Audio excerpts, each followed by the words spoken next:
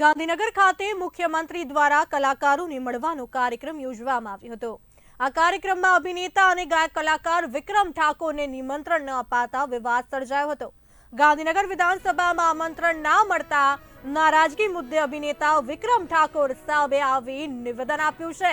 વિક્રમ ઠાકોરે જણાવ્યું કે મને ના બોલાવ્યો એનો કોઈ વાંધો નથી, પણ ઘણા સમયથી ઠાકોર સમાજને બોલાવવામાં નથી આવતા તેવો આક્ષેપ લગાવ્યો છે।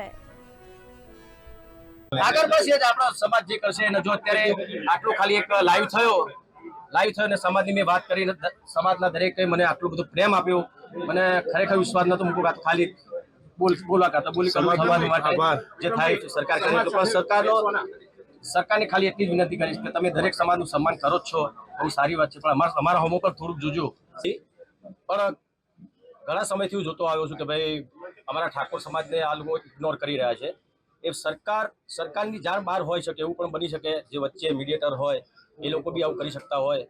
ઘણા સમયથી હું જોયું સરકારી બધા કાર્યક્રમો હોય એમાં ઠાકોર સમાજનો એક દીકરો કે દીકરી હોતા નથી ને આ વખતે પણ મેં જોયું જ્યારે વિધાનસભામાં દરેક કલાકારો સ્વાગત કર્યું, બહુ સારી વાત કહેવાય, બધા મોટા કલાકારો છે।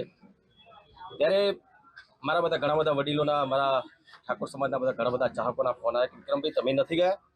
તો મેં કીધું ભાઈ મને આમંત્રણ નથી, કારણ કે આપણા સમાજના કોઈ કલાકારનું આમંત્રણ નથી એમ, અને પહેલાં બી ઘણું બધું થઈ ચૂક્યું છે, તમે કેમ કશું બોલતા નથી? તો મને લાગ્યું ચલો ભાઈ મારા પૂરતી વાત હોય તો હું જવા દઉં છું, પણ આ તો મારા સમાજના કલાકારોની વાત આવી એટલે મારે કહેવું પડ્યું લાવી થઈને। હું જ્ઞાતિની વાત નથી કરતો, કલાકારની કોઈ જ્ઞાતિ હોતી નથી, બરાબર?